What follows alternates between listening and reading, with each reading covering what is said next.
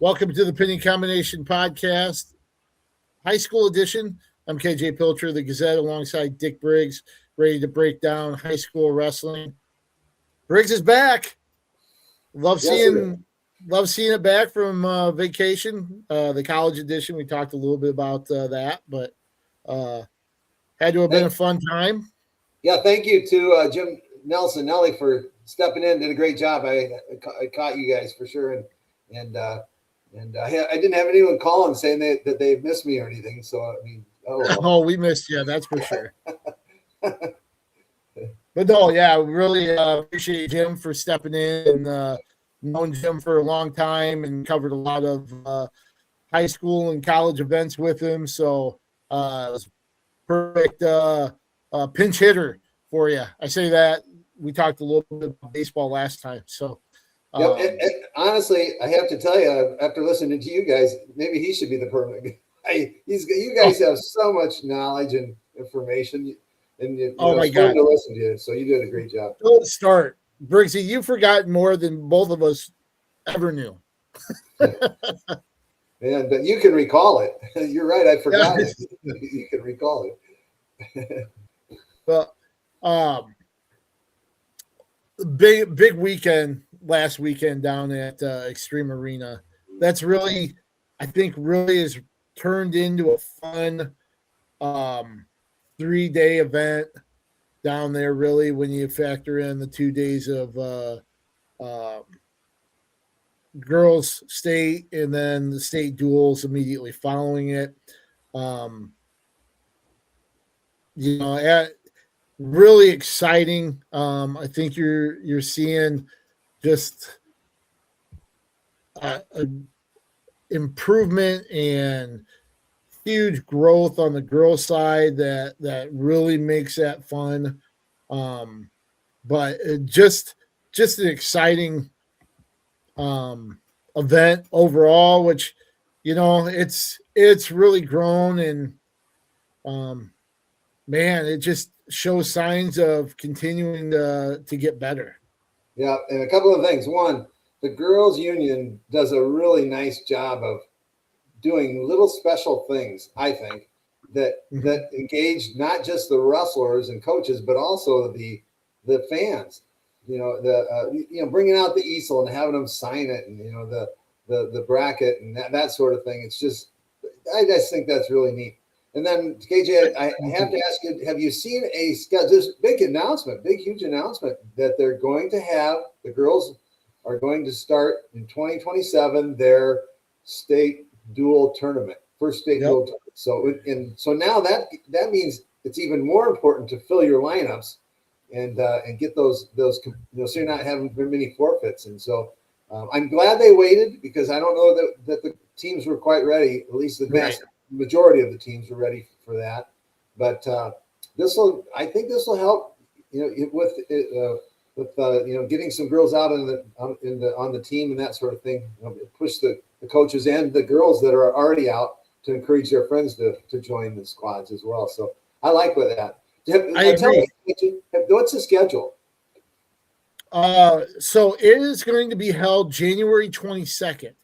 Oh, so it's going to be so it would be the weekend before their regionals. Their qualifiers. So 2 weeks ahead of the traditional tournament, a week before their regional meet. So it'll go state duels. Probably sometime I would guess they would do something similar to the boys, where they would have, a qualifier, a dual qualifier, maybe earlier that week, maybe even the weekend ahead of that. And then you go state duels, regionals, state tournament. That makes sense. So I really like that. Yep. I was worried that they were going to put it on Saturday when the boys host theirs. So I'm glad to hear that, for the girls' sake, that they're going to have, it's not going to be stacked up like the boys were for so many years. For sure. And so that's good to hear. I'm glad to hear that. That's super. Big weekend. And I'm just going to go back to something that you mentioned about something that the girls do.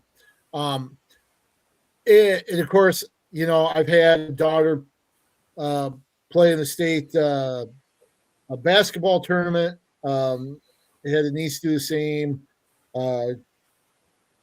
Daughter play the state softball tournament.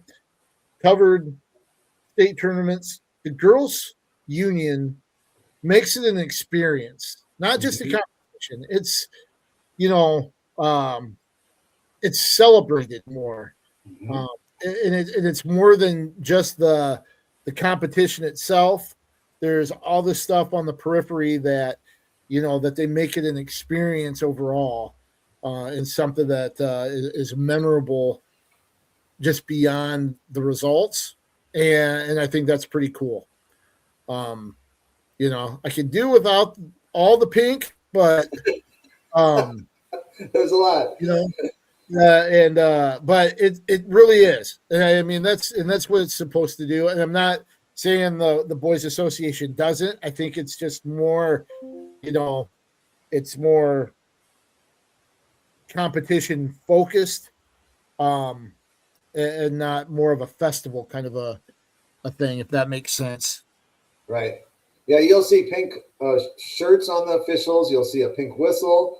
You'll see, gosh, I've even seen some officials with pink wristbands. I don't remember if it was at state or not, but you're right. Really? There's a lot of pink out there going on. Yeah, for sure, and it's fun. And I mean, you can tell. I mean, there are some people have. They don't like signing their brackets, but the majority are there and enjoying it, and I think it's a neat deal. Just things that you never really. I guess I never would have thought of, all those years at Vets and Wells Fargo about doing that they do there at Xtream, which is pretty cool. And then for the championship. You really got to praise the tournament organizers down there.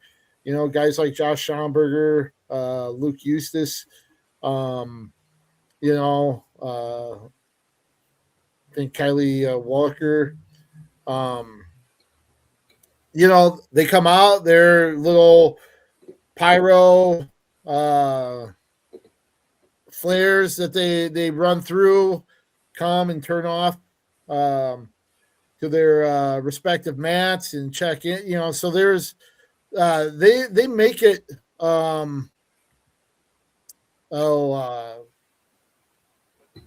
spectacle is not the right production. Word. You know what I mean? A production. Yeah. Thank you. Yeah, make it a production. They make it a production, and it's awesome because it really rewards the competitors that are there. And like I said, I like it a lot. Right, it engages the fans and the families up in this. It just makes it special and brings that added flair. So credit Erin Gerlach, who we've had on the show, as the what's her title, official title, director. Well, now she's the head honcho. She's the head honcho. Head honcho director. I'm not sure her official. She's the big dog. So credit her and her team for really doing a great show. Executive director there. Yep, for sure. Got to give a shout out to Jason Esslinger and the rest of the staff there too. I mean, they do a great job. And then, on the mat, I mean, boy, before we get into the results, I just have to say that the talent level continues to grow. The product has gotten better and better each year. And what I've told a lot of people now that talked about how much fun and how awesome they thought it was down there, I'm like, now you're going to get freshmen. You've seen it this year with Abigail Peterson. They're going to be more accomplished and better coming in as freshmen because they've been wrestling for so long, and they're that much more advanced in skill and strength and technique. Just everything is at a higher level. And I mean, you had a Pan Am age level gold medalist win a state title in dominant fashion. Not saying that's going to be the norm by any means, but the freshmen coming in are going to be a lot more seasoned and a lot better. And it's just going to allow things to skyrocket, continue to grow. Right. Yep. And you're right. As that competition and that skill level improves, you're just going to see it's just going to be so much fun to watch the competitiveness, and it's already there. And it's been interesting to see the girls step up and bring it to the mat. Really bring that what we're talking about to the mat. So, for sure. Well, let's talk a little bit about the results there. Team wise in 2A, you had Raccoon River Northwest win it all with 148.5 points. They topped Algona, who had 112. Then Southeast Polk, Ankeny, and Iowa City Liberty. Liberty was a team that we watched. They ended up knocking off Cedar Falls for the MVC title, and they finished 5th with 82.5 points. As we mentioned, Southeast Polk had 109 and Ankeny 105.5. Liberty, I think, had 5 or 6 medalists. But Iowa City Liberty that was a team that we thought was really good. We were really impressed with them at Kennedy. And even though they didn't have one of those I think their top 2 finishers were 3rd. They had a really good tournament. Right. And coming off of, let's see, they won the Mississippi Valley, right? Yep. So, coming off that victory there in their super tournament. Now, I gotta say this, since I do have a little bit of information, very little, but some of these schools are these teams, I should say, are multiple schools. Well, Raccoon River Northwest is a big example there. Right. I mean, and even Cedar Falls has a lot of really schools as well. So the Raccoon River Valley, I talked to their coach when I was roughing the East Marshall. I just happened to sit down and talk with him just briefly in between matches. There was a long day. But he, so you've got Waukee Northwest. Those are 2 of the top 8 or 9 biggest schools in the state. And they so they combine there. Then you throw in Adel, and you've got some other parochial schools that anyway. So he did say that there is a plan to, I think it's 2 or 3 years down the road, to split those up and go to their own teams then. And but I think it needs to happen sooner than that. And because they're a dominant team, and that's good for them. They've got a great program. They're doing a good job. But you've got, you look in Cedar Rapids. Are there any teams and schools in Cedar Rapids that are combining? Not that I know of, unless maybe, I don't even think. I don't think so. So they're all their own individual schools, So, and the issue I think there was they didn't have a place. They didn't have their own separate wrestling room to work out in. And I'm like, so in 2 or 3 years, one of the schools might. And I'm like, neither does any of the schools. Most of the schools around don't have their own specific wrestling room. So I'm like, that just seemed kind of lame to me. So I didn't buy that. But it's time for those guys to split up and have their own teams, if you ask me. So that being said, they're a good team. Gosh, are they a good team? How many champs did they have? I don't know, but there was one big upset. I'll let you talk about that one. So. Well, I was just gonna, since you were bringing it up, they had Kenny Biscaglia going for 4 titles, made it to the finals. Had beaten Lauren Watson of Ankeny twice already this season. I think one was by major. And then they faced each other in the 110 finals in 2A. And boy, you should have heard the audible gasp when Watson kind of hit a neck wrench and a little bit of a scramble and put Biscaglia on her back and then finished off the pin. And I think it's also funny that I'm calling out a colleague, Owen Sebring, somebody I really enjoy a lot from CBS2. Mitch Fick actually posted the video of it, and you can see Owen with his camera filming on the feed. You can see Owen filming, and you just see it when it happens, he's in the background, and as it's going on, he's going, you know, while he's filming. So that, I think, encompasses how that whole arena reacted, right? Yeah. I mean, you know, we're at the other end. I was covering 1A. Our correspondent Doug Miles was on the 2A side, but from all the way down on our end, Jim Nelson and I were like, we turned to each other and we're like, what the heck just happened? You know? And I mean, it's fantastic.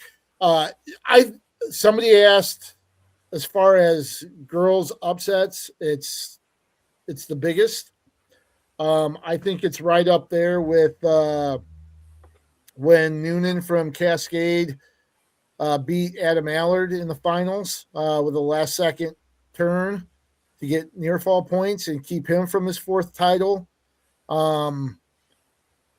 You know, I think it's on par with that. I'm not sure if it's exactly Gabrielson light.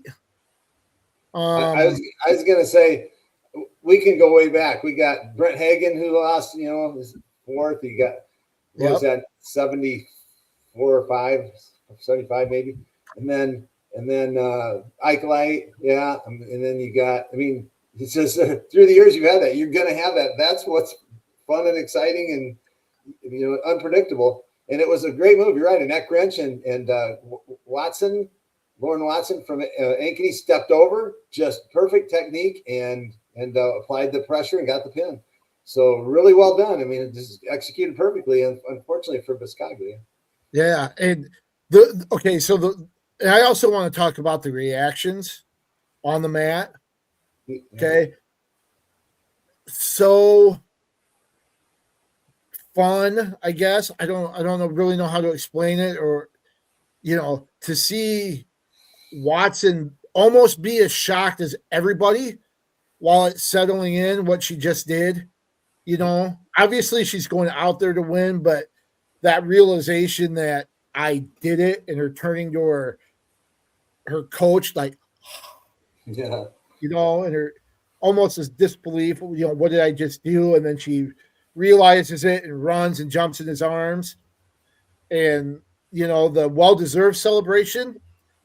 And then while it's going on, Biscaglia handled it like the 3-time champ that she is, where she just calmly collected, got up, went to the center, stood there patiently, no fit, no demonstrate, nothing. She just stood there, waited, let Watson do her thing. Watson came back, they shook hands, and she just slowly walked off to her coach. Who, you know, I mean, the reaction was awesome. I think the way Biscaglia handled it, you know, even smiling on the award stand when you know that's the last thing she probably wanted to do, but she handled it with such class. Tip of the cap to both. One, great performance from Watson. 2, Biscaglia, a great chance, you know, finished with over 200 wins and only 2 losses. Handled it amazingly well, and still 4-time finalist, 3-time champ. Right. And so I'll follow that with it. You're exactly right on both ends of it. Both reacted perfectly and with class and dignity. And yet I have to say this. Here's a girl that lost, that had 200 opponents stand up and shake her hand when she whooped them, and probably with class. So I expect that as a coach. I expect that out of my athletes, to do that. And when they don't do that, that's when it's bad. So yeah, I don't know. So what I'm saying is when I have an athlete that's so successful that doesn't get that win they wanted, yeah, they're invested in it. They've been working their fannies off. But I still expect them to step up and be that class person that they are, and to represent their family, themselves, their school, and their team and their teammates and that sort of thing. So she did a great job. It's easier said than done, though. Oh yeah, we watched. I'm not going to put anybody on blast. I'm not going to point it out, but there was a finalist that got beat. the girl that absolutely took it to her reached down to kind of, help her up, and she threw her arm around, just kind of threw her arm away, and reacted a little maybe in the opposite fashion, I would say. And so it's not as easy. It's not easy. It's harder than maybe for some people, but that's what makes what Katie Biscaglia did that much better. Like you were saying. And we can point out lots of instances where that happened, but I can remember one, and you'll appreciate this one too, KJ. I can remember one that happened that I was devastated. I'm in the stands and I'm devastated because I thought it was the wrong call. And yet the wrestler, I'll mention his name. I believe it was Bo Lombardi. I don't think it was Rocky. I think, remember that instance? The official made a very, very, very late stall call. And he stood, cost him the match, and stood up, shook hands, and walked off like a champ, man. So there's those other instances that we've seen through the years that did what Biscaglia did. So anyway, I just remember that Lombardi one. That was really I was so impressed with how he handled it. Same with Katie Biscaglia. Want to mention one other performance from Raccoon River Valley. It kind of crosses over with one of our area wrestlers. But Kate Seary from Linmar reached the finals for the first time, ended up a runner-up at 115, had a great tournament, had 2 pins and then a major decision to get to the finals for the first time. Finishes with over 150 wins in her career, 4-time state medalist. I think she's a 3-time MVC champ, 4-time regional champ maybe. But certainly really has set the standard for Linmar. But she lost in the finals to Addison McGinnis of Raccoon River Northwest. The name sounds familiar. It should. She's the daughter of Jeff McGinnis, the former City High 4-time state champ, 2-time NCAA champ at Iowa, and now the Simpson women's head coach. Of course, her mom, a fantastic athlete, somebody that I went to school with at Cedar Rapids, Washington, Jamie Strauss McGinnis. Jamie was a state champion swimmer, was a dominant swimmer, competed at the University of Iowa.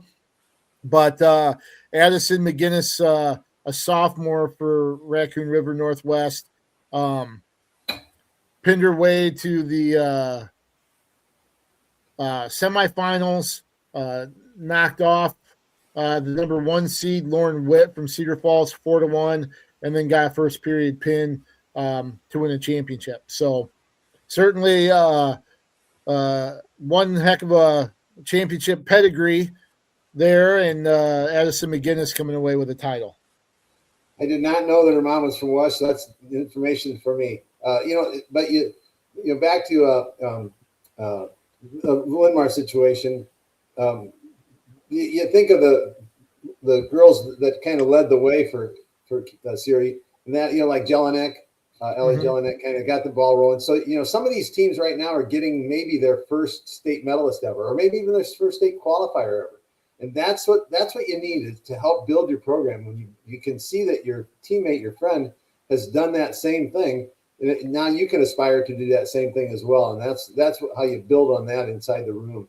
And so now you got a finalist, and their teammates can look and say, "Yeah, she did it, I can do it too." So, I think at Jefferson had their first state medalist, sanctioned one anyway, and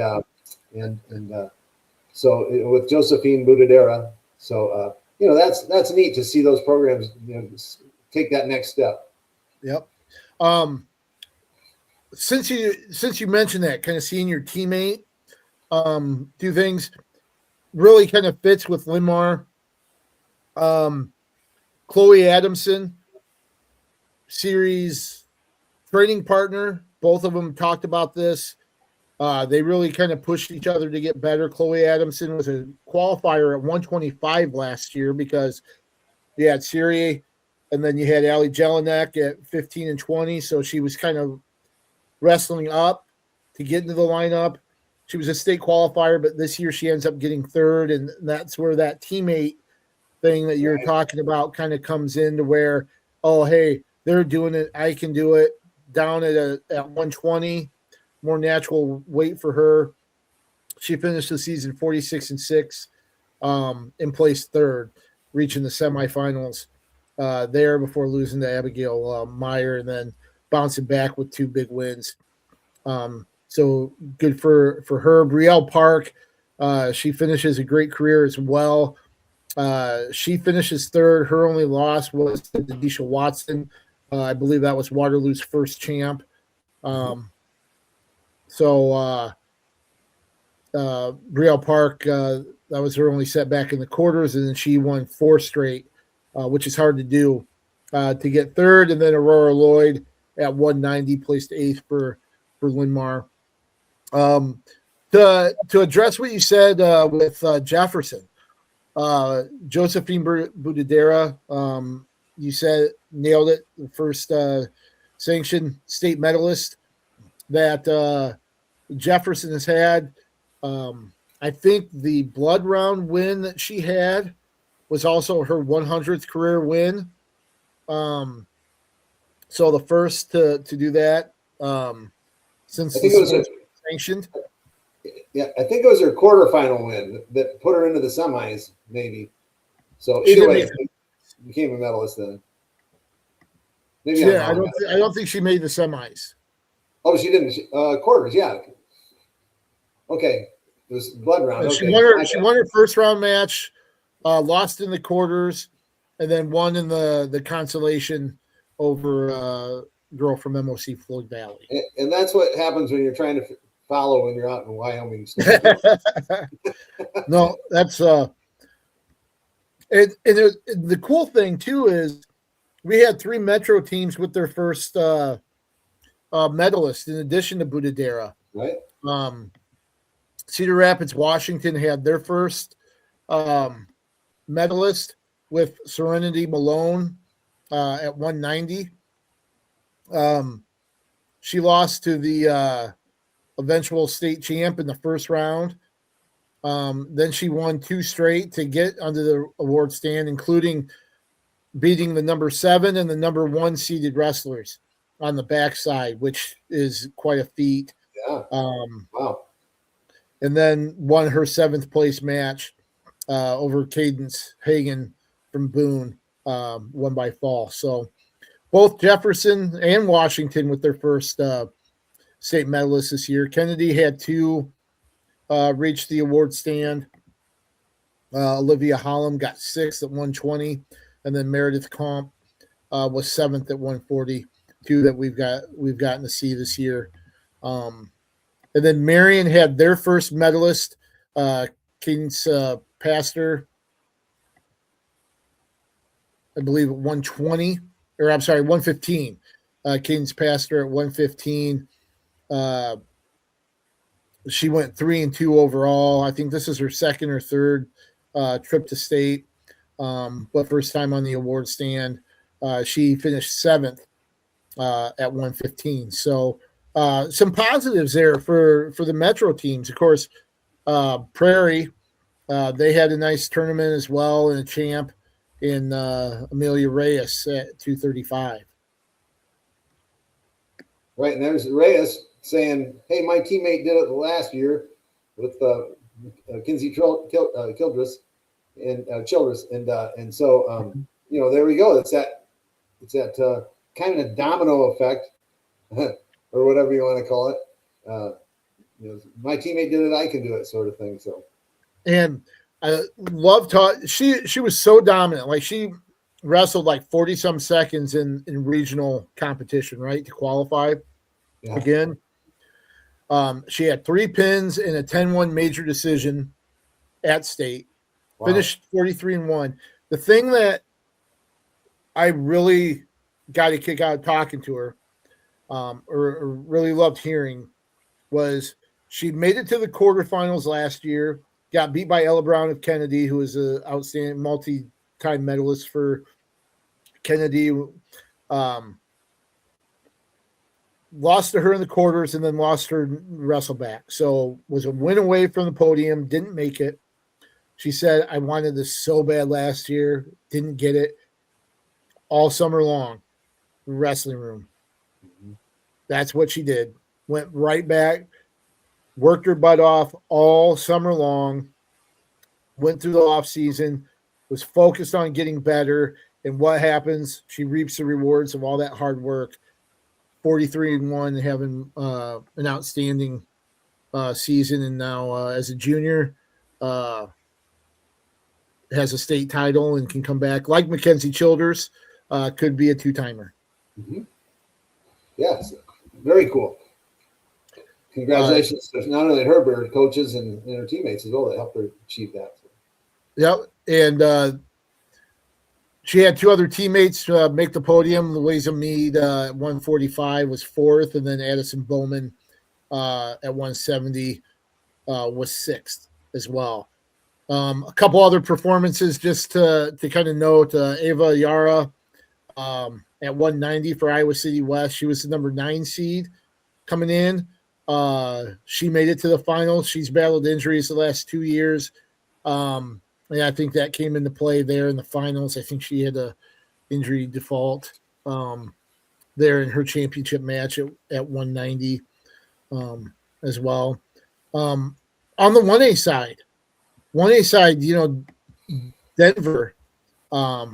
Wow. But I do want to mention the Benton community. Benton community had a couple place winners in Lizzie Wolf and Lena DeMoss.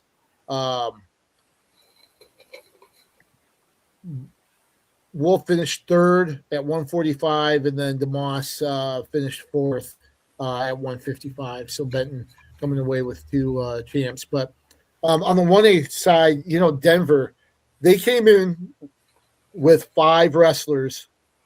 4 of them made the finals, and they end up winning the team title by 2 over Eddyville, Blakesburg, Fremont.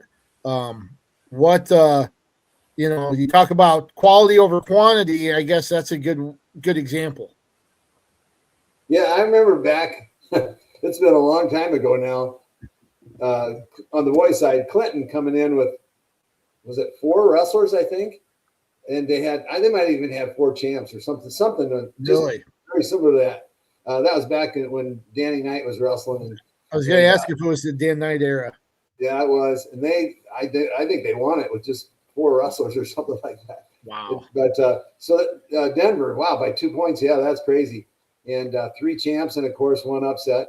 And what a team they have for sure. Yep. When you look at kind of the area teams, Mount Vernon finishing towards the top as well. You had Osage getting third, then Mount Vernon was fourth, East Buck fifth, West Liberty, who I think only had 3 East Buck and West Liberty, I think only had 3 qualifiers each. Finish out the top 6. But East Buck had 3 wrestlers, 2 champs, 3 finalists. They went, it was insane. They went like 11-1 throughout the tournament. And of those 11 wins, I think 9 of them were pins, and Holy one of cow. them was a tech fall. Jeez. I mean, What a tournament. Jeez. A fantastic tournament. They ended up getting titles from Taylor Stiefel, and then Brooklyn Graham, who won a overtime battle there. But this was a team that competed with the big schools when it was just one class.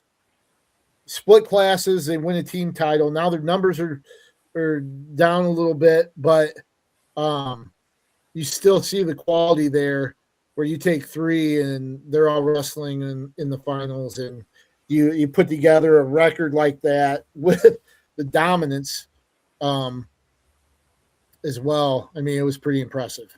Right. I would see before they had two divisions. I would see East Buck at the Anamosa tournament, and that was a killer tournament because you had Cedar Falls, you had Pleasant Valley, you had East Buck, and they are very, very competitive. And those girls came out and got after it. So yeah, they've had a good program for a long time now. Yep. And then Mount Vernon, they had a couple in the finals. They had a handful of medalists. Gracie Pinkney coming away with a championship at 170, where she had a fall over the top seed, Brixia Garcia Vasquez, in 358. That was big for her. Her teammate Adeline Wisner lost in the 145 pounder to Stiefel of East Buck. Two practice partners, the two friends. I really enjoyed this story when I wrote about Kate Martin and Kirsten Swart, the 105 and 110 pounders for Mount Vernon, who made it to the semis together. Practice partners, they almost kind of look alike a little bit. Weren't even friends, didn't know each other until the beginning of last season when practice started. And of course, they're about the same size, so coaches paired them together. They start working out together, wrestling together, became friends and pushed each other. Both made to the semis, both placed fourth for Mount Vernon. Stories like that I really enjoy seeing, just the bond made through wrestling, and then seeing them both succeed, reaching the podium. Mount Vernon also had a medalist in Kaylee Kinsel. So 5 of their 7 qualifiers reaching the podium. Kinsel finished 7th at 155. But good tournament for Mount Vernon overall, and a championship from Pinckney. Right. And I'm going to do a little advertisement here. If you don't subscribe to the Gazette, you should, because KJ, awesome job in company getting all of the information here. And not only that, you get the boys wrestling, obviously. It's the Scores and More page that back in the day I used to scour. I'm sure lots of young guys did baseball stats and all sorts of things. And so good job, Gazette and KJ. Well, thanks. We had a great team. We had some great images. Our producer, Amir Prelberg, Savannah Blake, Gazette photographer. They had some great images from tournament. Make sure to get to the Gazette.com. Check out those photos. Really documented this tournament, and it's awesome. Some great shots there. Want to mention too, maybe kind of buried the lead in our area for 1A, but Chloe Sanders of Vinton Schellsburg. We've talked about her and her accomplishments this season, where you officiated her 200th win. She finished with 220 victories in her career, 58-0 this season. She comes away with her first state title, winning the 135-pound bracket. She beat Anna O'Rear of West Delaware, who became a 2-time finalist as well. So great feat for her and the Hawks. But Sanders won 14-1, her first trip to the finals since her freshman year, and then capped off her career with a state title. You could almost see the relief a little bit afterwards, and she talked about that. But it was a great. I think her coach Brent Corcoran said it perfectly. It's a perfect finish to a great career. Right, and I'm going to expand it a little bit beyond Chloe. That Sanders family, when they came to Vinton, well, I don't know how many years ago, 4 or 5 or whatever, at least that I'm aware of anyway. They really revived that Vinton, both boys and girls programs. That Sanders Cooper was a champ, wasn't he? At least a finalist. Finalist, yeah. And I can't remember. So, and then I can't remember the other brother's name now. Sorry. But it's the Sanders family just done such a nice job in the Benton area wrestling wise. So kudos to that family. And Jason Sanders, the dad, in the corner there. They got to share some of that moment as well. I have a video of the two of them hugging a couple times after her victory and signing the board, and then hugging again. Pretty emotional moment there. Pretty cool to see that. Yeah, like you said, good people there with that family, and Vinton's pretty fortunate that they came to town. Yeah. As I feel like I am. It's been fun to watch them. So, yep. Yeah, and that also have to mention Lenny Gisick of Alburnett finished third in that bracket. So we had an all-area 1, 2, 3 there at 135 pounds. I know they crossed paths a couple times throughout the season. So, but good representation there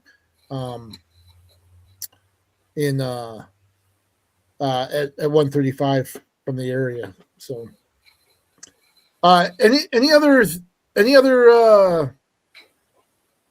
highlights or anything that stood out to you from the girls' tournament? Nothing on the girls' side, but I got a couple of things here that I wanted to chat with. One, a very brief teed up with Briggs.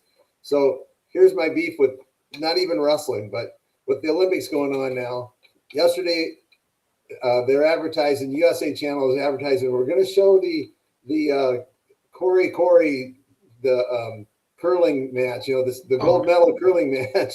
And so it's going to be on at 11 o'clock. And so I watched the previous one, that's the bronze medal match. And then they start the USA Channel starts the curling and they show about the very first, I don't even know what they call it, round. And then, I think they slide 8 of them or 10 of them or whatever. I don't know curling very well. So it's fun to watch. And then they said, okay, if you want to watch the rest of it, you have to go to the Peacock channel or Paramount Plus or whatever the channel is. Yep. And I'm like, what? I've been waiting to watch this. So that's my beef. Doggone it. NBC and USA. So all right, that's my tee it up with Briggs. I got to pay to watch TV I'm already paying for. Can I piggyback on something here? Sure. And it just, when you mentioned it, there's been a few times where there have been things that you've wanted to watch, and then you realize that it's shifted a paying service. Yeah.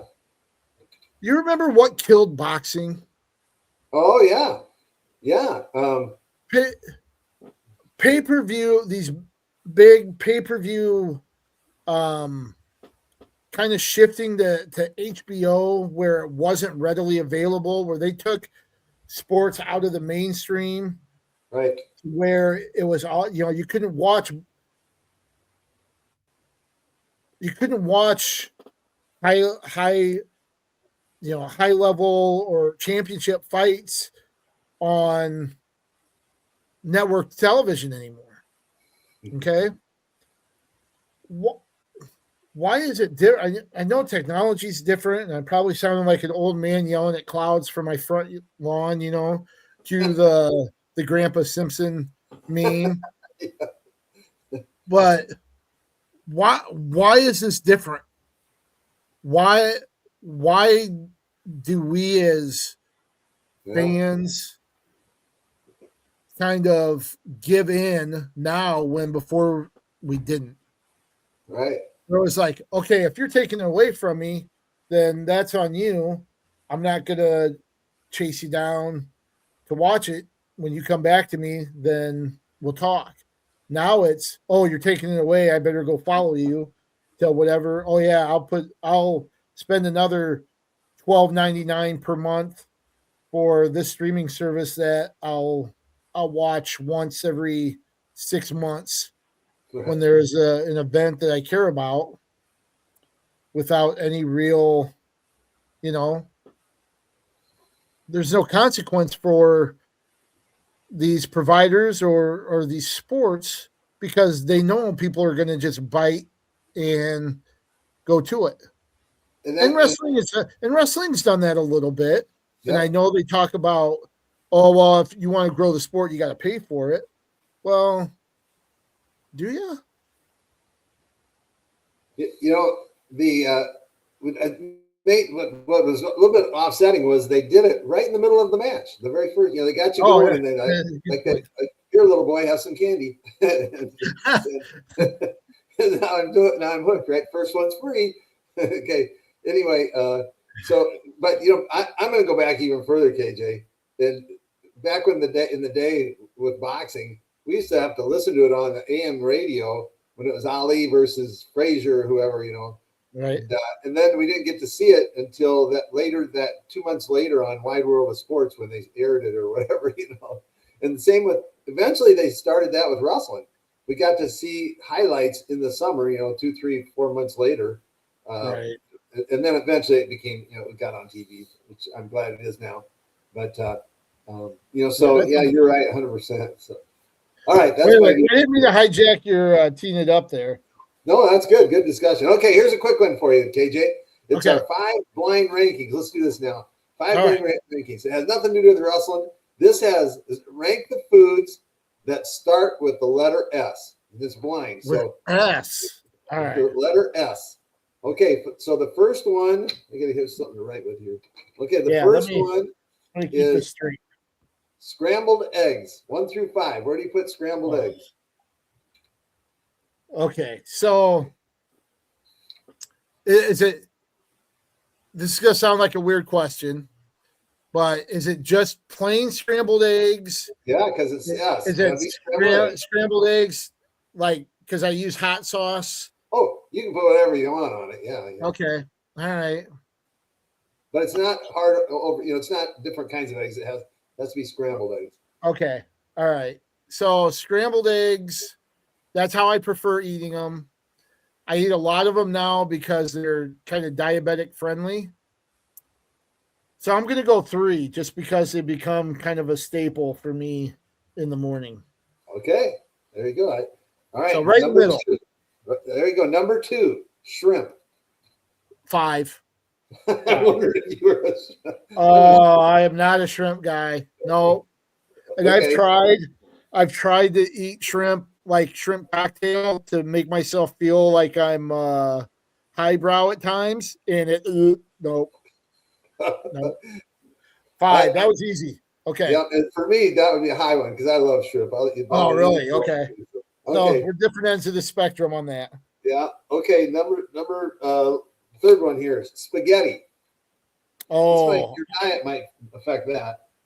Yeah, but before I kind of had to cut down on carbs and watch the sugars and stuff. That's big in pasta. I love spaghetti. I still love spaghetti. I still love all kinds of Italian food. One of my Italian foods, probably my number 1. But I just got a feeling there's something else coming. So I'm going to put it at 2 since I don't get to eat it as much anymore. Okay. Yeah, so I'm going to put it. And by the way, I've had chickpea spaghetti. It's not the same. Yeah, I've had it too. Yeah, I know. No. Yeah. All right. Okay, number 4. Number 4 is a smoothie. I put that at 4. I'm hoping the last one is a good one. I think you did well. I'm not a big smoothie. My daughter, Katie, is a huge smoothie person. She loves that's get her some protein powder and some fruit and other things. She uses our Ninja blender quite a bit when she's home. So good for her. That's good. You can throw in sorts of vegetables and not even taste them. All right, number 5, steak. That's got to be number 1. Number 1. Yeah. That worked out all right for you? Yeah, I think that worked out perfect, actually. That was one of the ones that kind of everything's kind of fell in the right spot. Right. So number 1, steak. Number 2, spaghetti. Number 3, scrambled eggs. Number 4, smoothie. and your least favorite shrimp, number 5. Yeah. Good job. So that was cool. All right. I'll have to find a fun one for you for next week. All right. So, all right, let's hop into the state duels here that were held Saturday at Xtream Arena. Be honest with you, kind of went according to maybe how expected. Kind of went expected, where 3A, 1A kind of turned out to, you had the top 2 teams that kind of expected to have, and then 2A was wide open a little bit. You had Southeast Polk winning in 3A, obviously third straight title for them, and I can't remember. I think it's like 8 of the last 14. Don Bosco continued their streak, but they had a tough battle with Jessup, and it's Eddyville, Blakesburg, Fremont. Boy, I was so impressed watching them compete that it was fun. All 3 rounds against Alburnett, against Clarion Goldfield Dowds, and then against Decorah. Them coming away with a victory in the championship duel against Decorah 37-33. That was one of the most fun duels I remember seeing in the state finals. Yeah, that's and then we kind of expected that at 2A, that was going to be the one where you might see an upset. And EBF, listen to me, would you? EBF beat CGD in the semifinals. They beat Clarion Goldfield Downs 41-25, so a nice win there for them. And then, like you said, upset 37-33 over Decorah. So, and then, I'm going to jump over to 3A. The 3A Southeast Polk is just so good. 57-11 over Indianola. Indianola beat Waukee Northwest 33-32. That had been exciting in the semifinals to make the finals. But so good win there for Indianola in the semis, but Southeast Polk is just so much better. I would say this about 1A. I didn't expect that it was going to be that close. So it really turned my head with Jessup. How about you? Right. I thought coming in, obviously there's Don Bosco, but I thought there was a huge gap between them and Jessup, and I thought there was an even bigger gap between Jessup and the rest of the field. I would not have been, the saying I like to refer to or reference all the time is predictions only prove how much you don't know. And I would not have predicted that being the battle that it was and being decided in the final weight class. I mean, that just tells you how strong Jessup really is to give Don Bosco a goal like that. But that was something, I did a feature. Check out a feature on the Gazette.com. Talk to Jessup folks about, the progress that they've made. It's hard to believe that 2 years ago was their very first time in state duels. But the senior class has been fantastic. Really has ushered in that new success. Last year, they won the quarterfinal for the first time, and they got 4th, improved from 5th the first year they were there. And then now they're getting into the finals. But when I was talking to them about that, they're like, we're not just wanting to get to the finals. We think we can go with Don Bosco. They were saying that. And sure, some of it is just maybe, kind of hope or positive affirmation stuff. But you get a feeling that they really believed and kind of remembered thinking, boy, they're saying, hey, we feel we can knock them off. And boy, they had a chance. And I mean, they just kind of looking here, won six matches, all with bonus points. Had a couple matches that were really close. Look at Blake Irvine beating Gavin Bell 10-7. You know, you never know if that goes the other way. You know, that ties things up. Right. A couple of them that stand out to me, KJ. At 120, Aiden Bergman from Jessup beat Hendrik Schwab, but he didn't just beat him; he beat him 16-2. He was 1 point from almost a tech, and those guys have wrestled each other. Last year, Schwab beat Bergman 5-3, and then this year so far, Bergman has pinned and almost tech fall Schwab there. So that one really stood out to me. And then you go down to the final match of the duel. Kyler Salas, I believe, Kyler was a state champ last year, wasn't he? Yep. State champ won a 5-2 decision over Dax Youngblood, and I mean that's a good 5-2 score when the meat's on the line. That's a good win. Good, I guess, loss. You don't want to have a loss when it happens, but that's a good showing by Youngblood over with the state champ. So I bring that up to echo they believe they can compete with them right now, and in some instances they're right there. So I did also hear that but not to put any excuses out there, but I did hear that Bosco had some flu going through. So I don't know how healthy they were. But anyway, that happens on every team. So that you could say that probably about every team. So yeah, they had a forfeit there in the upper weights as well. That factors in, but Jessup had a forfeit too, so that balances out. The one thing you mentioned Bergman, and one thing I want to point out about Aiden Bergman, he got injured at the state duels last year. He's a former state medalist. He got injured at the state duels and wasn't able to compete in the postseason last year. He has been a man on a mission this season. He certainly has, and I think that's a good example of it. I'm really looking forward to seeing him down in Des Moines and what he can accomplish, because I'm sure there's kind of a hole there in the middle of him after having last year kind of taken away from him due to injury. So and I would expect those two to be seeded 1 and 2 and meet each other in the finals, maybe. Yep.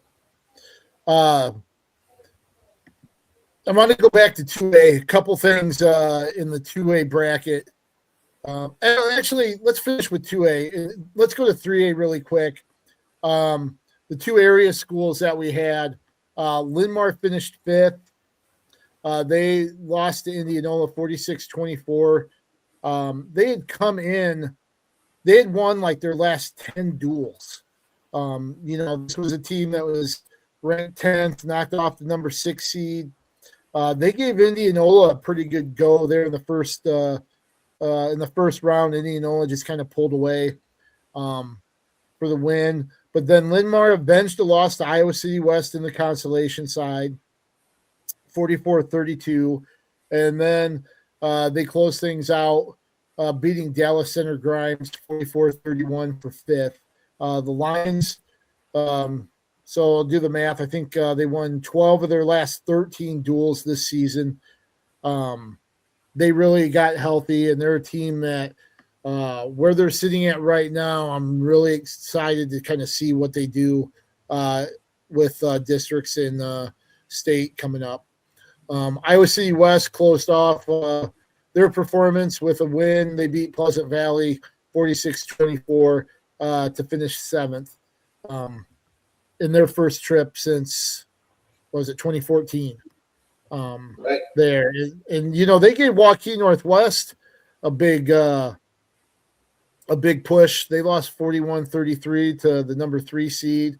And of course, Waukee Northwest ended up finishing 3rd, beating Dowling. And they had a big pin. I think their 13-pounder. They don't have Diego Roberti. Oh, actually, they do. They changed it. They had the wrong guy listed originally. But Diego Roberti with a pin over Carew Christensen in 44 seconds in that 113 match. That was a big Carew Christensen just dropped down to 113. Is ranked number 1 ahead of Roberti and Walcott of Dowling, who had beaten Roberti by decision in December. And now Roberti pinned Christensen in 44 seconds in that duel. So that was huge.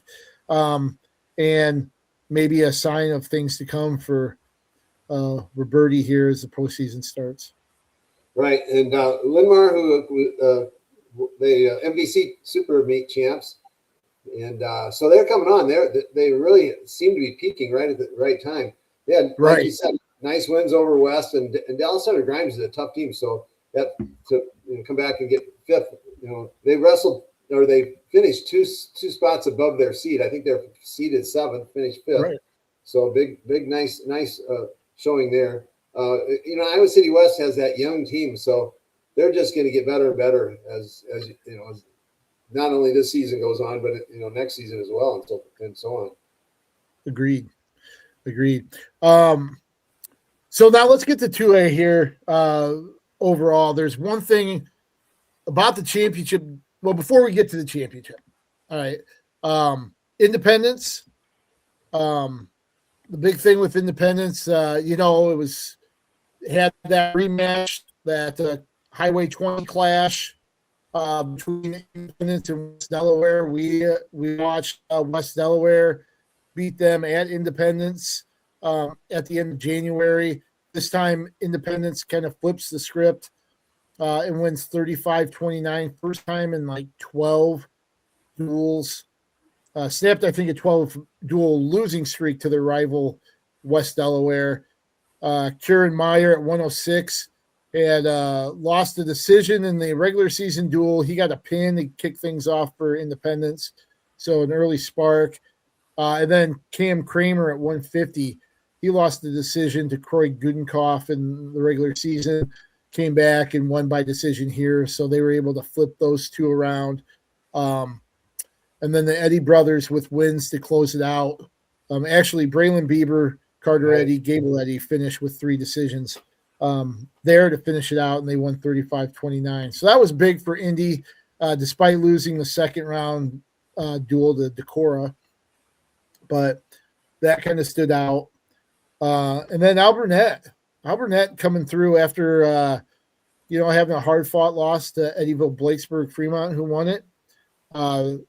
They beat Algona 43-23 and then beat West Delaware 39-27. So moving up a class didn't bother Alburnett at all. That's just what I was thinking. I'm thinking, Alburnett, maybe they might have finished higher in 1A, but maybe not. So, I mean, they compete with any. Maybe throw them into 3A even. And, right. They would do all right. But, again, Coach Rush has that town and team they're doing so well right now. It's fun to watch them. So Decorah gets to the finals for the third time in school history. The reason why that stands out to me, they've only been to the state duels for 3 times.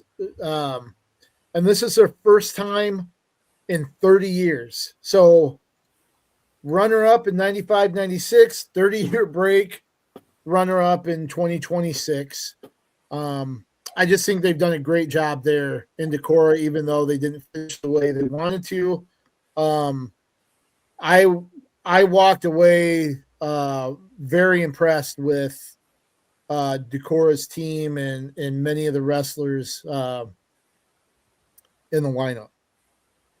Right. And so, you pat yourself on the back for a second and be a little bit disappointed, I suppose, since it was so close, 37-33. But put that behind you, full steam ahead with the districts and state coming up. So the biggest match against Eddyville Blakesburg Fremont came at 138. Have you had a chance to watch that match? Yeah, that's the one you were talking about that just had a huge amount of points scored. What a fun – see, that's high school wrestling, and you don't see that in college. That's why high school wrestling to me has always been so much fun, because they just lay it out on the line and put it out there. They're not so guarded. Not that I dislike college wrestling, but I love high school wrestling. This is a perfect. And you got to give props to Caden Kirkpatrick of Eddyville Blakesburg and Will Larson of Decorah.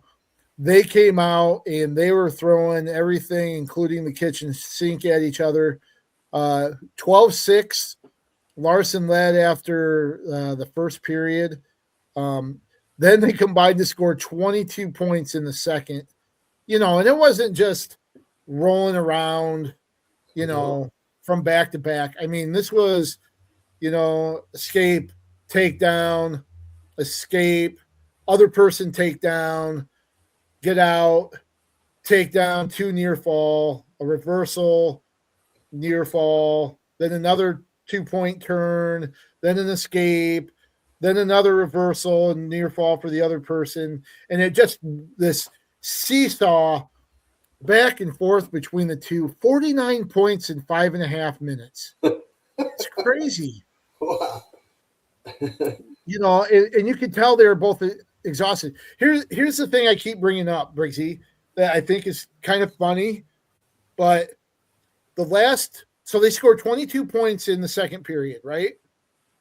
I think Kirkpatrick scored 11. I think Larson scored 10. But Kirkpatrick scores a takedown probably with about 20 seconds to go. And the last 15 seconds, they are just standing at center mat, staring at each other, just kind of moving their feet and they're 6 feet apart, not doing anything. And I'm totally fine with it because they were exhausted. Occasionally they look over at the clock just to see it tick down and then look at each other, but they deserve that little break. And I thought it was kind of funny, all this action. And then, hey, time out for just let it click down. We'll get back at it in the third period. And they did. Yeah. Community break, I guess, for the two of them. We're gearing up for the third period. I think the fans needed that break too, because this was, the swells of cheers and emotion going on from the mat to the benches to the stands. It was crazy. It was fun, even following it, from the press row. But you got to credit Kirkpatrick. He gets taken down, so he's down 29-18, I think, at the time. And he kind of hits a reversal, but doesn't break away, right? So he turns in and then locks up a throw and just goes for it. And talking to him afterwards, he just said at that point it was go big or go home. And he went big and threw Larson to his back, and you could tell they're just exhausted. They were empty. There's nothing left there, and he was able to get a pin. But that ends up being a 10-point swing in a duel that was decided by 4 points. Right. And Dimitri Boyer talked about how you can teach wrestling, you can't teach fight. And this kid, everybody knows wrestling. His team, they fight. And he said 138 was the perfect example. King Kirkpatrick was the epitome of this team and the fight that they have, and that's what sets them apart. And I tell you what, the way they're loaded, especially through like 113 to 144, if they have that same intensity and drive that they had at state duels, and we've seen them at Independence and Mount Vernon throughout the year, they certainly are in position for a title sweep. Right. And if you're on the losing end of that match, as a coach, all you can do is go over and hug your kid, because he gave it everything he's got. And that's all you can ever ask when a wrestler steps out on the mat for you. Yeah. And it's interesting that you mentioned that, because at that point it could have been real easy to just give in, because let me see if my math is right. I think that pin made it 25-4, and then Eddyville, Blakesburg, Fremont got a pin from Landon Davis at 145 to go up 31-4. Right? That's halfway through. You're down by 27, but Decorah, they didn't give in.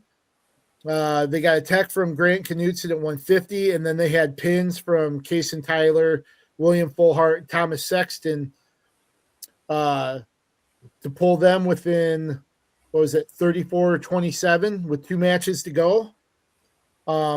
They ended up finishing with a pin from heavyweight Henry Brinsauce, but it was Logan Gardner at 215 for EBF. They got a decision over Ethan Kennan, 6-0. Iced it with a takedown in the final seconds. But this was a duel that, despite all that, really up until, final seconds of 215, they were still in it. Right. They still had their chance and really battled back. So kudos to the Vikings. Absolutely. Yeah. Fun. That's what is so fun about the state duels right there. And Yep. And we don't know if there was any shifting or whatever. Sometimes you see that as well. That, True. To try and get better matchups. That it just makes it fun. It's just it's a fun team experience, and yeah, that's the. I mean, it doesn't get any better than that duel right there, the state duels. Right. So now we head into the district meets this week. In Class 3A, just looking at the sites, Ankeny, Bettendorf, Cedar Falls, Council Bluffs, Abe Lincoln, Iowa City High, Fort Dodge, Marshalltown, and Norwalk are the hosts. Just for our area schools, I'll mention that Linn-Mar heads to Ankeny, Xavier and Iowa City West head to Bettendorf. 2. Western Dubuque, Iowa City Liberty, and Marion go to Cedar Falls. 3. Jefferson Kennedy are at City High. 4. Then we have Cedar Rapids, Washington, and Clear Creek, Amana at Marshalltown. And then Cedar Rapids Prairie is the lone area team at Norwalk. 6 districts. The 7 or however many schools are going. 6 districts. That's crazy. I've never, ever heard or even. That's wow, interesting. That's the thing. I know we were talking about this before, but that's the thing that gets me. I think maybe 3. I can remember maybe a couple area schools hosting, and then maybe somebody getting sent to Marshalltown or Waverly Shell Rock or Bettendorf or North Scott or something like that. But I don't ever remember the Metro teams being dispersed the way they are. And it kind of, that Joe, I say this tongue in cheek, it kind of,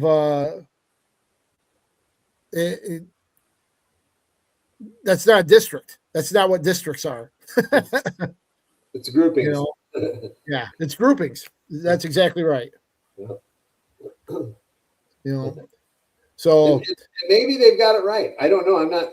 I didn't break it down to see if they've got, got the teams kind of split up like they should. I know when my last year coaching, our district had just 30 some ranked guys, and the one out west had 4 or something, something crazy like that. And it was just, so that was not, there's years when that's happened. So maybe they got it right this year. I don't know. So maybe that'll be positive. Here are just some of the other teams in those local or districts with local teams. So when you talk about maybe some of the better teams in the district with Linn-Mar at Ankeny, obviously you've got Ankeny, Ames, Carlisle, Dallas Center, Grimes are there in that field. At Bettendorf, you've got Bettendorf, Iowa City West, Pleasant Valley, Xavier is in that as well. At Cedar Falls, kind of looking, Waverly Shell Rock, I think, is kind of head and shoulders above the rest. Then you've got Western Dubuque in there as well. Southeast Polk heads over to Council Bluffs, Abe Lincoln. Waukees in that one as well, but obviously that's Southeast Polk is in position where they can send all 14 to Des Moines, actually. the field at City High it's Ankeny, Centennial, Burlington. We mentioned Jefferson, Kennedy, and City High. Then you've got Davenport Central, Newton, and North Scott. So Ankeny, Centennial coming over. That's kind of interesting. Prairie heads to Norwalk, where you've got Norwalk, West Des Moines Valley, and Waukee Northwest. And then Marshalltown, you've got Hempstead and Dowling kind of leading the way, maybe with Johnston being in Clear Creek, Amana being in that third spot there at Marshalltown. I'm looking at that Norwalk one, and I see ADM, and I think, how are they 3A? But if you've ever driven out there, that growth out west of Des Moines is just crazy. So I guess I get it, but I still think of them as a smaller school. Yeah, and I'm wondering if they maybe share with somebody nearby that puts them over that threshold. But I also know that Xavier actually qualified as a 2A school on the BEDS documents. Yeah, they did that last year, which is why that's why there's 9 teams in the Norwalk district, because Xavier does not elect to wrestle down. Gotcha. So it kind of throws a monkey wrench in the works there. But because that happened at I think Jefferson hosted last year, and there were 9 teams there at Jefferson. Oh, okay. So gotcha. Let's look at 2A. We talked about kind of the goofy groupings there. Look at District 1, where you've got Alburnett and Mount Vernon heading all the way over to Ballard, with North Polk, Perry, Roland Story, Van Meter, and Woodward Granger in the mix. So a little bit of a haul for Alburnett and Mount Vernon heading over to Ballard. Right. We were looking about 120 miles or more from Mount Vernon to Ballard. So yeah, I didn't check Alburnett. They're probably about the same. Benton Community gets to host. They'll have Dike, New Hartford, Grinnell, Knoxford, Nevada, Solon, South Tama, and Wilton. Wilton certainly one of the top teams there. Benton Community got a couple really good wrestlers, including Brady Patterson. They're at 144. Solon, they've got those bracketed ranked wrestlers in Anderson Osgood at 106, and then Lucas Feuerbach at heavyweight there for the Spartans. Yeah, they're the bookends, the lightest and heavy. DeWitt Central has some area teams where you've got Anamosa, Davenport Assumption, Comanche, DeWitt, obviously, Maquoketa, Monticello, Mount Pleasant, West Liberty. That could be pretty competitive when you look at Assumption. Anamosa's got some good kids. West Liberty as well, including Briggs Collins in the mix there. Caden Wheely also. But you got to put your money on somebody named Briggs, right? That's right. That's my boy. Any other districts there? For me, Independence looks like a good one with North Fayette Valley coming to town. Union has some really good individuals. When you look at Coy Mailer, Caden Jones, Luke Stratton in the mix. Yeah, you've got 12 districts in 2A, so there's a lot more to digest here, I guess. I'm looking and seeing Fort Madison in 2A, and that just doesn't seem right. Right. Someone had to get bumped out when ADM came in. So yep. Anyway. Yeah, they had the Centerville there. Of course, we talked about Eddyville, Blacksburg, Fremont. They're in that field as well.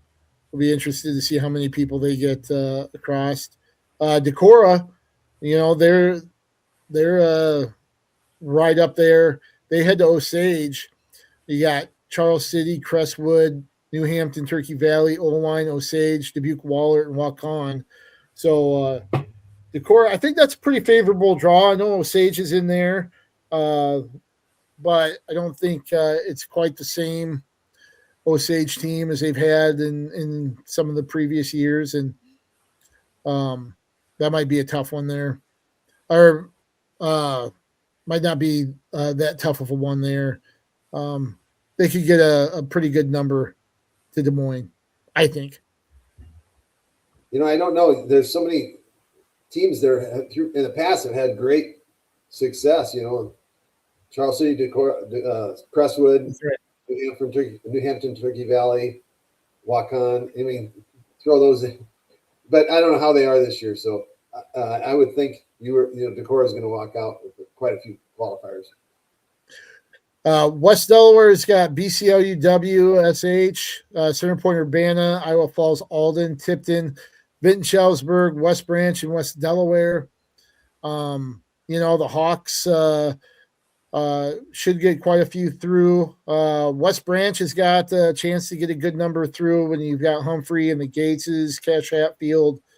Vinton, Shellisburg has Jackson Parmater. They're at 106 that, we might see a rematch of Osgood and Parmater in the finals of at state if everything goes to seed. And then Center Point Urbana's got a couple really good wrestlers. Danny Small at 215 really kind of stands out as well. And then Williamsburg hosts a district as well. With Cardinal, Davis County, Keokuk, Mediapolis, Burlington, Notre Dame, Washington, Iowa, and West Marshall. But right, and I'm looking at that West Delaware. There's only 7 teams in that. I suppose that's because Xavier bumped up, but that West Delaware is going to be a competitive one, I think. I think so too. I really do. Turning to 1A, just kind of looking, Don Bosco, the number 1 seed or number 1 team. Gosh, what do they have? Like 7 or 8 ranked number 1 guys or number 2 guys. They head to MFL Marmac, where there's Hudson, Maquoketa Valley, MFL Marmac, Postville, Riceville, Rockford, Southwind, Starmont, who I'm really anxious to see Keaton Moeller wrestle. Really would like to see him kind of get back on top after having that knee injury that kept him out all last year after winning as a sophomore. He's a UNI recruit as well. And then Tripola is in that field. Kind of scouring for Jessup to see. I mean, I think Don Bosco would be able to advance quite a few folks. Oh, they sent Jessup to Sigourney, where you've got BGM, Columbus County or Community, Winfield, Mount Union, Highland, Iowa Valley, which it's got 3 or 4 really good wrestlers, including the Hoyts and Nolan Kriegel. Louisa Muscatine, Pleasantville, Sigourney, Keota, Van Buren, and Wapello in the field there. So if Jessup's going to want to compete with Don Bosco, they're going to have to get as many guys through there at Sigourney. But I think after watching them this weekend and kind of seeing the field, they have a good chance to take down quite a few people to Des Moines. Right. And is this the 3rd year that they have combined sectionals with district in 1 and 2A? So there's only district? Yes. I think it's the 3rd year. And of course, yes. you're getting, 10, 11 teams in a district, but a lot of those teams don't field full teams. So I think it's been a good move, and the coaches that I've talked to have thought it's been a good move as well. So, and it frees up last weekend for the state duels. So, I think it's worked out well. Yeah, I agree. Just the last district I'll point out here, Belle Plaine, Durant, Lone Tree, Midland, New London, North Cedar, Iowa City, Regina, Springville, and Waco head to Lisbon on Saturday for a 1A district there. So Lisbon will get to host on Saturday. So a lot A lot to dissect. Yeah. That went a little bit longer than we expected, but any parting words or final thoughts? Stay healthy, everyone, so you can qualify if you're able and get to that state tournament. Yep. Like to thank everybody for watching. Make sure to go to thegazette.com. Check out all our content from last week, and then getting ready for districts, and then our state preview stuff for next week. For Coach Briggs, for myself, I'd like to thank everybody for following us and watching us every week. Briggsy, why don't you go ahead and send us out? Let's keep wrestling on the move.